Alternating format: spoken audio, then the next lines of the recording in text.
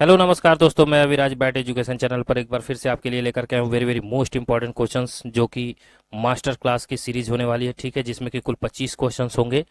तो जिन बच्चों के एग्जाम जून में है उनके लिए मैं जून का सेशन लेकर के आया हूँ 2024। ठीक है, लेक्चर नंबर 7 है। तो चलिए, जो लोग भी चैनल को लाइक और सब्सक्राइब नहीं किए प्लीज़ लाइक और सब्सक्राइब कर लेंगे, साथ ही साथ बेल आइकन की घंटी को भी प्रेस कर देंगे ताकि आपको वीडियो की नोटिफिकेशन जो है आसानी से मिलती रहे बच्चों।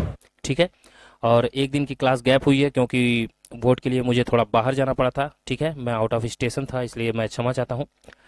तो चलिए, बिना समय गंवाए शुरू करते हैं आज का ये सेशन। आप लोगों को फिक्र करने की कोई भी ज़रूरत नहीं है क्योंकि आप लोगों को डेली क्लासेस जिस तरह से मिलती आई है मिलती रहेगी। ठीक है, तो चलिए शुरू करते हैं आज का ये सेशन।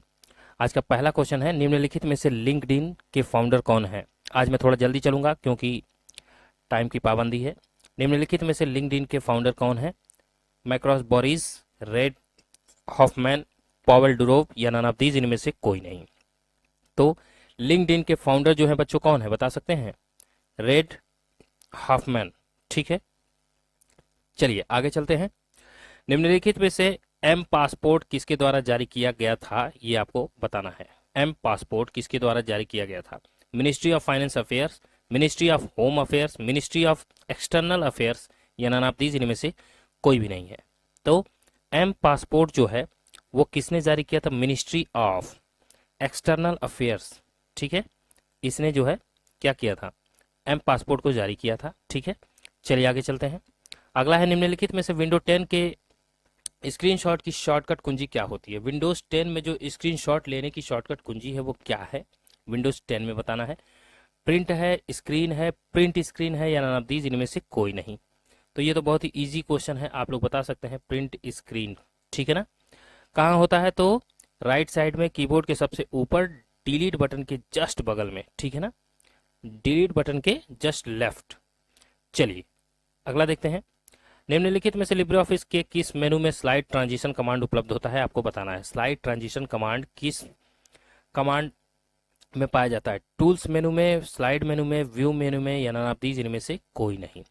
तो स्लाइड ट्रांजिशन कमांड जो है वो किस मेनू में पाया जाता है, आपको ये पूछ रहा है।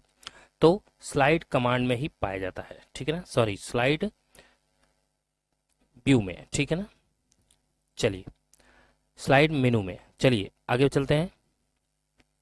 निम्नलिखित में से लिब्रे ऑफिस कैल्क में फंक्शन विजार्ड को ओपन करने के लिए किस शॉर्टकट कुंजी का इस्तेमाल किया जाता है। कह रहा है लिब्रे ऑफिस कैल्क में फंक्शन विजार्ड को ओपन करना है तो किस शॉर्टकट कुंजी का इस्तेमाल हम करेंगे। अल्ट प्लस F2 का, कंट्रोल प्लस F2 का, शिफ्ट प्लस F2 का या नन ऑफ दीज, इनमें से कोई नहीं। तो फंक्शन विजार्ड को ओपन करने की जो शॉर्टकट कुंजी होती है बच्चों वो होती है आपकी कंट्रोल प्लस F2। ठीक है ना, चलिए आगे चलते हैं। निम्नलिखित में से स्लाइड पर टेक्स्ट बॉक्स बनाने के लिए किस मेनू कमांड का इस्तेमाल किया जाता है। किस स्लाइड पर टेक्स्ट बॉक्स बनाने के लिए जो मेनू का उपयोग करते हैं उस मेनू का नाम बताना है। Insert slash text box, view slash text box, format slash text box या नन ऑफ दीज, इनमें से कोई नहीं। तो बताइए कौन से मेनू कमांड का इस्तेमाल करते हैं किसके लिए, तो टेक्स्ट बॉक्स बनाने के लिए। किसी स्लाइड पर टेक्स्ट बॉक्स अगर बनाना है तो किसकी जरूरत पड़ती है, इंसर्ट स्लैश टेक्स्ट बॉक्स की। ठीक है बच्चों, इंसर्ट में जाएंगे, टेक्स्ट बॉक्स में जाएंगे तो आपका क्या बन जाएगा, किसी स्लाइड पे टेक्स्ट बॉक्स बनाने के लिए आ जाएगा। चलिए आगे चलते हैं। फंक्शन इंसर्ट करने के लिए किस शॉर्टकट कुंजी का उपयोग करते हैं। किसी फंक्शन को इंसर्ट करना है तो किस फंक्शन कुंजी का इस्तेमाल करते हैं या किस शॉर्टकट कुंजी का इस्तेमाल करते हैं। Control plus F1, control plus F2, control plus F4, control plus F6। तो कंट्रोल प्लस F2 का ही इस्तेमाल हम यहाँ भी करते हैं। कंट्रोल प्लस F2 से क्या होता है, फंक्शन इंसर्ट होता है। ठीक है ना, चलिए आगे चलते हैं। निम्नलिखित में से लिब्रे ऑफिस कैल्क में इक्वल टू 100 बाई -10/2 का आउटपुट क्या होगा। -5 या फिर केवल 5, 10 या फिर -10। तो क्या हो जाएगा राइट आंसर, तो 5 होगा बच्चों। ठीक है ना, चलिए आगे चलते हैं। निम्नलिखित में से कौन सा कंप्यूटर का दिमाग होता है। Control unit, central processing unit, arithmetical logical unit या नन ऑफ दीज, इनमें से कोई नहीं। कंप्यूटर का दिमाग किसे कहा गया है? तो सेंट्रल प्रोसेसिंग यूनिट यानी कि सीपीयू को, इसका फुल फॉर्म होता है सीपीयू का, सेंट्रल प्रोसेसिंग यूनिट। ठीक है ना। चलिए अगला है, निम्नलिखित में से कॉलम की अधिकतम चौड़ाई कितनी हो सकती है? बताइए, कॉलम की अधिकतम चौड़ाई कितनी हो सकती है? 100, 200, 300, 400, कितनी हो सकती है? तो कॉलम की अधिकतम चौड़ाई पूछ रहा है ना, तो 100 हो सकती है। ठीक है ना, चौड़ाई।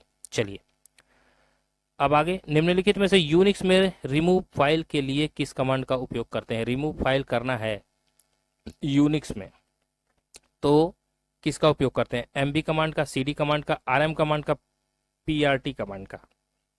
पीआरटी का मतलब होता है प्रिंट कमांड। ठीक है, तो किस कमांड का उपयोग रिमूव फाइल करने के लिए किया जाता है? तो आरएम कमांड का। ठीक है ना, रिमूव। चलिए अगला है, निम्नलिखित में से कौन आर्टिफिशियल इंटेलिजेंस का एक घटक है? आर्टिफिशियल इंटेलिजेंस मतलब होता क्या है बच्चों? एआई। ठीक है ना, एआई टेक्नोलॉजी। तो बताइए, एआई टेक्नोलॉजी का एक घटक कौन है? पजलिंग है, डिजाइनिंग है, ट्रेनिंग है, लर्निंग है? बताइए, आर्टिफिशियल इंटेलिजेंस का एक घटक जो कहलाएगा बच्चों वो लर्निंग कहलाएगा, यानी कि सीखना कहलाएगा। ठीक है ना, उसमें बहुत सारी चीजें होती हैं। चलिए अब आगे चलते हैं, निम्नलिखित में से लिब्रे ऑफिस कैल्क स्प्रेडशीट के किसी सेल के कॉलम और रो का कॉम्बिनेशन क्या कहलाता है? सेल अक्रॉस कहलाता है, सेल रेफरेंस कहलाता है, सेल आइडेंटिटी कहलाता है, या इनमें से कोई नहीं? कैल्क स्प्रेडशीट के किसी सेल के कॉलम और रो को जो कॉम्बिनेशन मिलाप होता है जो उन दोनों का, उसे क्या कहते हैं? तो सेल अक्रॉस कहते हैं। क्या कहते हैं? Sale across. ठीक है ना बच्चों। चलिए अगला देखते हैं, निम्नलिखित में से एक स्क्रीन सभी स्लाइड देखने के लिए लिब्रे ऑफिस इम्प्रेस में किसका उपयोग किया जाता है? एक ही स्क्रीन पर सभी स्लाइड को अगर देखना है तो हम लिब्रे ऑफिस इम्प्रेस में किसका यूज करेंगे? एक ही बार में सभी स्लाइड को देखा जा सके तो व्यू ग्रेटर देन स्लाइड, यानी कि व्यू के बाद स्लाइड पे जाएंगे, व्यू के बाद मास्टर स्लाइड मास्टर पे जाएंगे, या व्यू के बाद स्लाइड शॉर्टर पे जाएंगे, या फिर नन ऑफ दीज, इनमें से कोई नहीं। तो किसका उपयोग करते हैं? लिब्रे ऑफिस इम्प्रेस में अगर सभी स्लाइड को एक ही बार में आपको देखना है तो हम जो यूज करेंगे वो कौन सी फंक्शन का उपयोग करेंगे? मेनू का उपयोग करेंगे। तो क्या हो जाएगा? व्यू के साथ जो है आप स्लाइड शॉर्टर का उपयोग करेंगे। ठीक है ना, व्यू में जाएंगे, स्लाइड शॉर्टर में जाएंगे, सभी स्क्रीन पे आ जाएंगे आपके स्लाइड। चलिए अब नेक्स्ट अगला है, निम्नलिखित में से किस वर्ष में ब्लॉकचेन का आविष्कार किया गया था? Very very most important question ये ब्लॉकचेन होता है। तो ब्लॉकचेन का आविष्कार कब हुआ था ये पूछ रहा है, 2008, 2011, 2015 या 2010? तो कब हुआ था बच्चों? तो 2008 में किया गया था। ठीक है ना। चलिए आगे बढ़ते हैं, शिफ्ट प्लस लेफ्ट एरो कुंजी इस्तेमाल करके प्रीवियस सेल में जा सकते हैं, यानी पहली सेल में जा सकते हैं, यानी पिछली सेल में जा सकते हैं। एकदम पहली तो नहीं, प्रीवियस का मतलब होता है पिछली। शिफ्ट प्लस लेफ्ट एरो कुंजी इस्तेमाल करने से हम क्या करते हैं? प्रीवियस सेल में जा सकते हैं, ये कह रहा है। तो ये बात सही है कि गलत है? तो ये बात गलत है। ठीक है ना, शिफ्ट प्लस लेफ्ट एरो से नहीं जाया जाता है, कंट्रोल प्लस लेफ्ट एरो से जाया जाता है। चलिए अब नेक्स्ट अगला है, लिनक्स में संपूर्ण जानकारी किस रूप में संग्रहित होती है? लिनक्स में संपूर्ण जानकारी किस रूप में इकट्ठा होती है? डायरेक्टरी के रूप में, एग्जीक्यूटेबल के रूप में, कि फाइल के रूप में, या नन ऑफ दीज, इनमें से कोई नहीं? तो फाइल के रूप में होती है बच्चों। किसके रूप में? फाइल के रूप में सारी जानकारी। ठीक है ना, लिनक्स में। अगला है, निम्नलिखित में से डिफॉल्ट स्क्रीन पेज डिस्प्ले कितना होता है? डिफॉल्ट मतलब खोलते ही जो स्क्रीन का पेज होता है वो कितना बन करके आता है? 3:2, 4:3, 6:9 या 8:16? तो इसका जो राइट आंसर है बच्चों वो हो जाएगा 4:3। ठीक है ना।